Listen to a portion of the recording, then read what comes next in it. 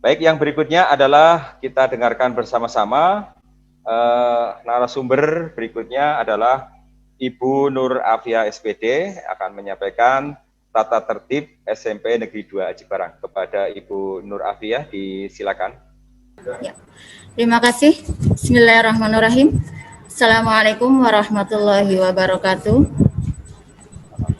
Yang kami hormati Kepala SMP Negeri 2 Aji Barang, Bapak Agus Suwarno SPD.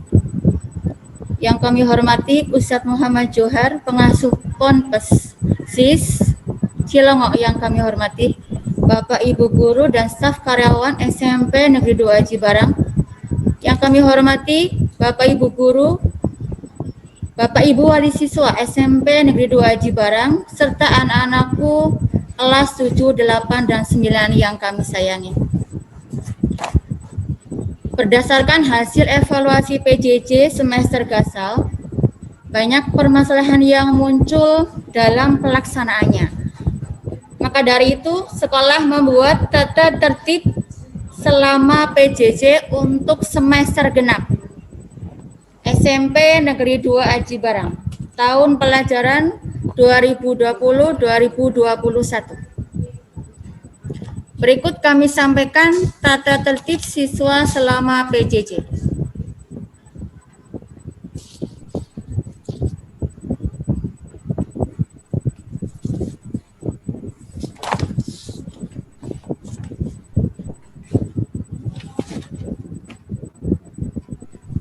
Baik, kami bacakan tata tertib peserta didik selama PJJ semester genap SMP Negeri 2 Aji Barang, tahun pelajaran 2020-2021. Next.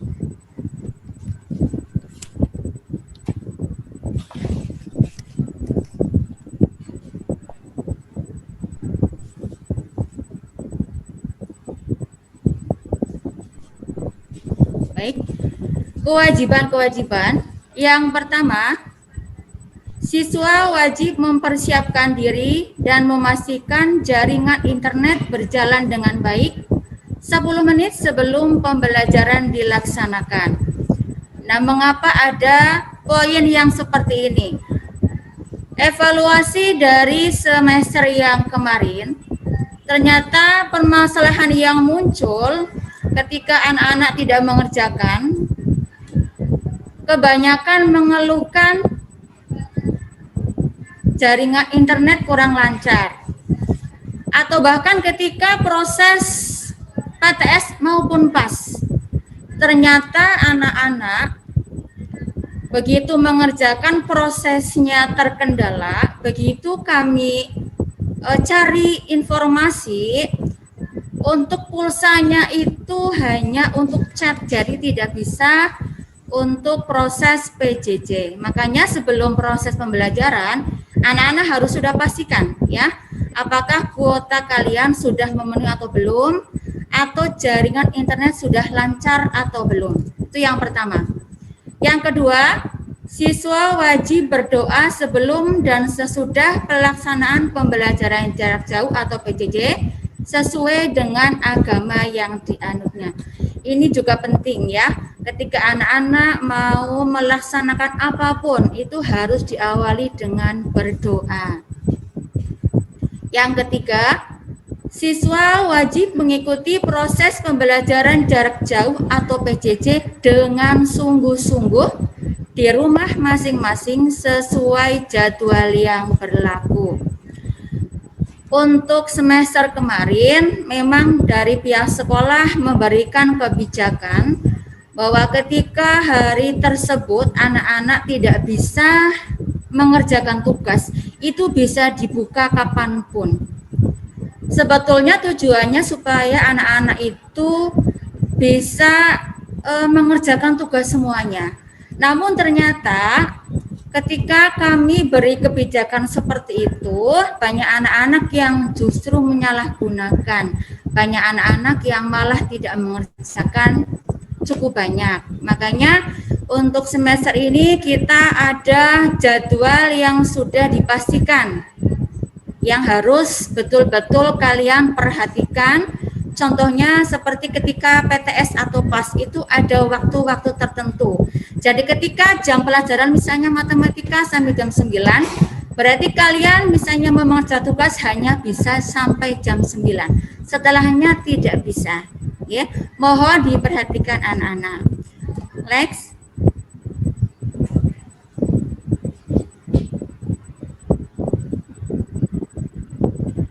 Yang A, melaksanakan absen yang difasilitasi oleh wali kelas. Setiap pagi wali kelas sebetulnya sudah berusaha mengabsen ya sebelum PJJ dimulai. Nah, mengapa dicantumkan? Ternyata di antara kalian itu masih beberapa anak yang menyepelekan. Kadang-kadang absennya hari itu malam baru absen gitu. Jadi untuk guru dan wali kelas itu tidak bisa langsung memantau. Ya, kadang-kadang hari itu kosong. Nih, apalagi kemarin untuk tes ya, PTS atau PAS, terus terang kami sebagai guru itu kesulitan begini. Karena untuk jadwal tes itu kan terbatas ya. Ketika wali kelas meng-share daftar hadir, ternyata ada beberapa anak yang tidak mengisi daftar hadir. Kami coba lacak ya melalui WA, melalui telepon. Ketika sudah ibaratnya kami sudah agak khawatir, ternyata di antara anak-anak itu sebetulnya sudah mengerjakan tes, tapi lupa tidak mengisi daftar hadir. Lah ini yang tidak kami harapkan. Makanya jangan sepelekan absensi harian. Yang B, selama durasi jadwal pembelajaran online, siswa harus di rumah atau dalam suatu ruangan. Di sini mengapa ada kata-kata dalam suatu ruangan? Beberapa anak-anak itu mengeluhkan tentang jaringan internet ketika di rumah. Makanya ada beberapa anak juga yang memanfaatkan wifi mungkin di tetangga atau di mana. Makanya kita cantumkan seperti itu. Yang C, selama pembelajaran berlangsung, siswa dilarang bermain game atau membuka aplikasi lain kecuali aplikasi pembelajaran yang telah ditentukan. Nah, di sini ternyata permasalahan yang muncul di semester Gasal kemarin ketika kita pelajari, anak-anak juga menyampaikan, itu banyak anak-anak ketika jam-jam PJJ justru malah mereka asik bermain game. Bukan hanya 1-2, tapi banyak sekali yang seperti itu. Makanya untuk semester ini tetap kita jadwalkan sesuai dengan waktu yang telah ditentukan ya. Terus yang D, siswa merespon apabila diminta sebagai bentuk keaktifan. Salah satu contoh yang sekarang ini berlangsung ya, ketika narasumber ada yang menyampaikan pertanyaan, memberi pertanyaan atau untuk menjawab ya, itu kalian yang jawab maksudnya, jangan sampai diam saja. Atau mungkin ketika Bapak Ibu guru besok menggunakan pembelajaran lewat media seperti ini, kalian juga harus aktif, Zoom-nya aktif, terus ketika diberi pertanyaan menjawab, itu bentuk keaktifan kalian. Yang E, siswa tidak menunda-nunda tugas dan menyelesaikan tugas pada hari tugas yang diberikan. Jadi ketika misalnya mapel bahasa Indonesia hari ini, berarti hari ini harus sudah selesai. Ini kemarin memang terus terang kami cukup kerepotan ya ketika anak-anak itu menunda-nunda tugas yang hari ini karena ada kebijakan bisa dibuka kapanpun. Makanya mungkin kalian memiliki pemikiran begini, kalau sekarang tidak bisa, besok masih bisa, besoknya lagi masih bisa. Akhirnya setiap hari tugas kalian itu menumpuk. Nah, ketika mau PTS atau PAS kalian baru ngebut. Nah, dari hasil kebut ini yang harusnya berapa tugas itu kalian kerjakan dalam waktu yang sudah ditentukan karena saking banyaknya, yang penting kan pemikiran si penting rampung, yang penting selesai. Walaupun dengan nilai seberapapun. Nah, ini yang tidak kami harapkan seperti itu.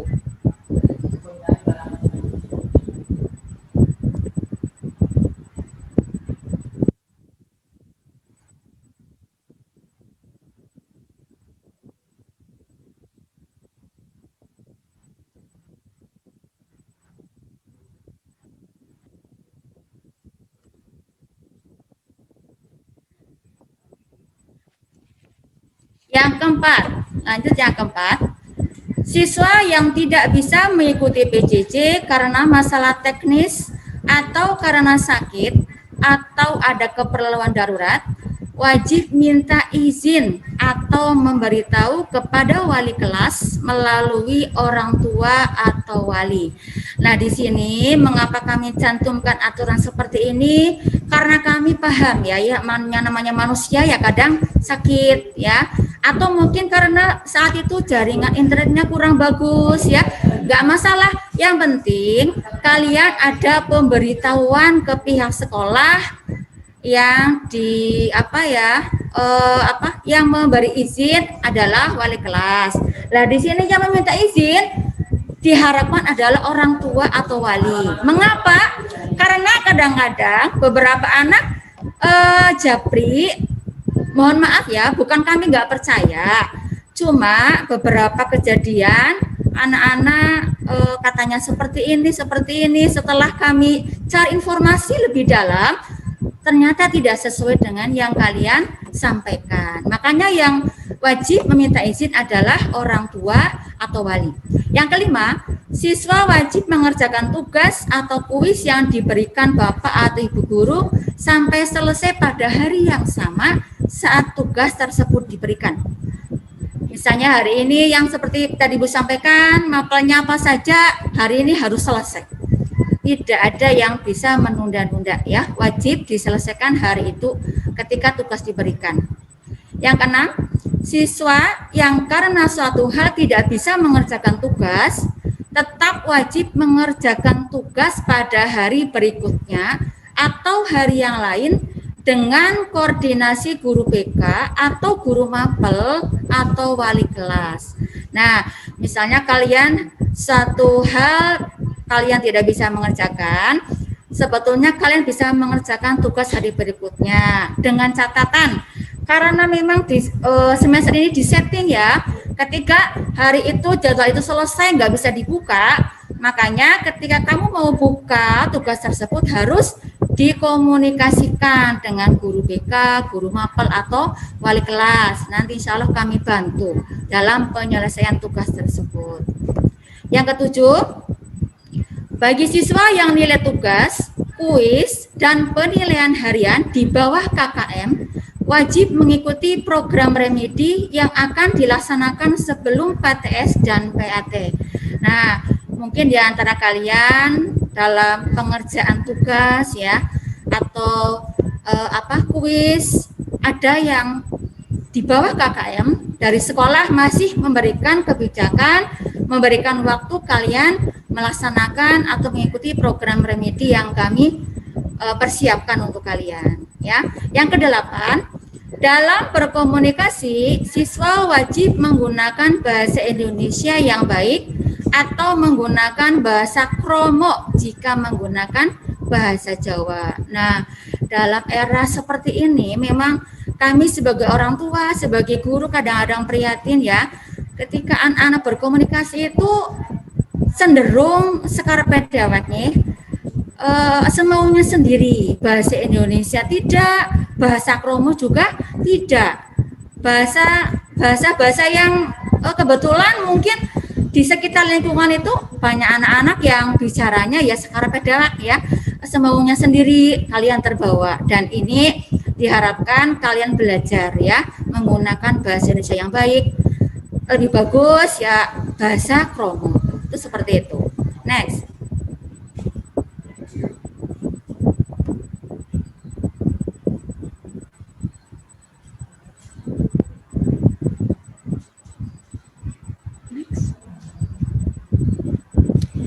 Nah, sekarang larangan-larangan. Tadi ada kewajiban, ada larangan ya. Apa saja yang dilarang? Yang pertama, siswa dilarang menyalahgunakan akun secara tidak bertanggung jawab yang dapat mengganggu kegiatan PJJ atau tidak sesuai dengan norma agama dan norma yang berlaku di tengah masyarakat. Kami berharap fasilitas yang ada, media yang ada sekarang ini ya, untuk pembelajaran tolong jangan disalahgunakan ya. Contoh misalnya kalian ketika masuk link dari SMP 2 kan sudah ada punya akun semuanya ya. Jangan sampai akunnya diubah ya. Diubahnya apalagi dengan kalimat-kalimat atau nama akun yang luar biasa tidak baik ya. Jangan sampai seperti itu ya. Walaupun akun sendiri ya, apalagi nama akun orang lain tidak diperbolehkan ya. Yang kedua, siswa laki-laki tidak boleh berambut model gondrong atau model lain yang tidak mencerminkan seorang pelajar. Nah, peraturan ini muncul ketika kita mungkin menjumpai di tengah jalan, ternyata anak-anak yang seusia kalian, anak-anakku semuanya, ternyata seperti sudah tidak sekolah ya, rambutnya gondrong, warnanya merah, ada yang biru, ada yang ungu. Nah, kalau misalnya mau dikatakan sebagai pelajar kayak tidak pantas ya, tapi nyatanya kalian masih seorang pelajar. Makanya peraturan ini kami buat ya, tolong kalian perhatikan ya, walaupun tidak ketemu langsung, walaupun nggak ke sekolah, tapi perhatikan juga tentang rambut ini yang laki-laki ya, rambut gondrong ya. Yang ketiga, selama pembelajaran berlangsung, siswa dilarang menggunakan kata-kata kotor dalam percakapan di grup WA dan media sosial lain yang digunakan dalam pembelajaran. Nah, nyatanya mungkin bukan hanya 1-2 orang guru ya yang menjumpai ketika kalian di sebuah grup WA ya, ternyata dalam berkomunikasi luar biasa ya, kata-katanya Masya Allah luar biasa, nggak baiknya, maksudnya bukan baik ya, nggak baiknya lah. Padahal kalian kadang tahu di situ ada wali kelas ya, yang mungkin bisa memantau kalian, tapi dengan seenaknya sendiri kalian berbicara seperti itu misalnya. Lah ini tidak diperbolehkan ya, walaupun dengan sesama teman itu tetap nggak boleh ya, apalagi sama guru ya, nggak boleh. Nah sekarang sanksi-sanksinya ketika kalian melanggar tata tertib yang sudah dijelaskan saya tadi ya. Yang pertama sanksinya apa? 1. Siswa yang melanggar peraturan atau tata tertib sekolah akan diberikan teguran tertulis 1 oleh pihak sekolah ya. Dari poin-poin kalian sudah melanggar ya. Nah, nanti dari pihak sekolah akan memberi teguran tertulis yang pertama. Yang kedua, siswa yang telah mendapat teguran tertulis pertama namun masih melanggar, maka siswa tersebut diberi teguran kedua oleh pihak sekolah. Sudah ditegur pertama ajak saja ya, tetap saja. Lah nanti sekolah akan memberi teguran tertulis yang kedua.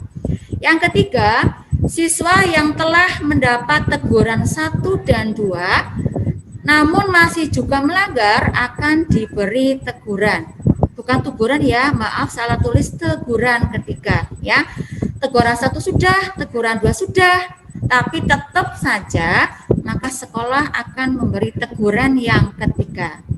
Yang keempat, jika siswa sudah mendapat teguran 1, 2, dan 3 masih juga melanggar, maka siswa diberikan sanksi sesuai peraturan sekolah yang berlaku. Itu sanksi-sanksinya ya. Next.